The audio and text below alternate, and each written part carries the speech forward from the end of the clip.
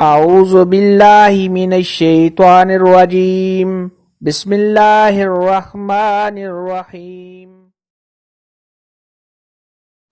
السلام علیکم میری پیاری بہنوں اور بھائیوں، امید ہے آپ سب خیریت سے ہوں گے۔ میری آج کی ویڈیو ہے خواب میں خود کو روتا دیکھنا، آنسوؤں کے ساتھ رونا یا بغیر آنسوؤں کے رونا کیسا ہے۔ اس خواب کی کئی ساری قسمیں ہیں مگر ہم آپ کو اس کی چند تعبیریں بتائیں گے۔ ویڈیو شروع کرنے سے پہلے میری آپ سے چھوٹی سی ریکویسٹ ہے کہ میرے چینل سچی تعبیر کو سبسکرائب کر لیں تاکہ آنے والی ہر نئی ویڈیو آپ تک آسانی سے پہنچ سکے اور آپ اپنے خواب کی تعبیر جان سکیں۔ خواب کے اندر اگر کوئی شخص دیکھے کہ وہ اس قدر رویا ہے، آنسو آئے ہیں جن کی وجہ سے چہرے پر نشان پڑ گئے ہیں، تو یہ کسی نیک اور اچھے کام کرنے کے بدلے میں صاحب خواب کو تانے ملنے کی تعبیر ہے۔ یعنی صاحب خواب کسی کے ساتھ نیکی کرے گا، الٹا صاحب خواب کو اس سے تانے سننے پڑیں گے۔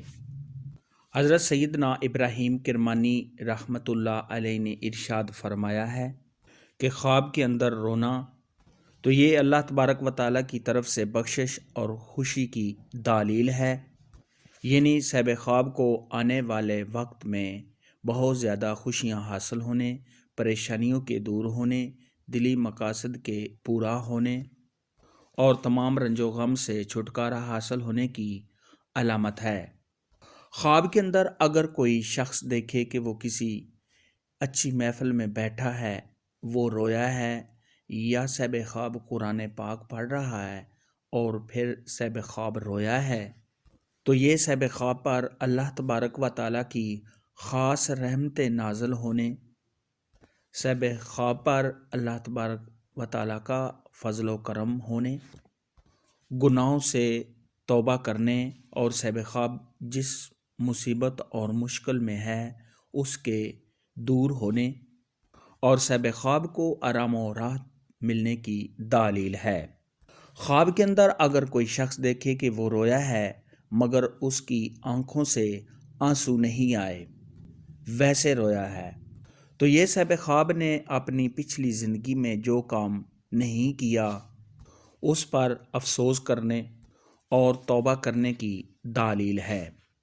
خواب کے اندر اگر کوئی شخص دیکھے کہ وہ رویا ہے اور رونے کے بعد وہ ہنسا ہے، تو یہ صاحب خواب پر جو بھی مشکل وقت ہے اس کے دور ہونے اور صاحب خواب کو آسانیاں ملنے، کسی مصیبت اور پریشانی سے چھٹکارا حاصل ہونے، صاحب خواب کی دلی مراد کے پورا ہونے اور شادی ہونے کی علامت ہے۔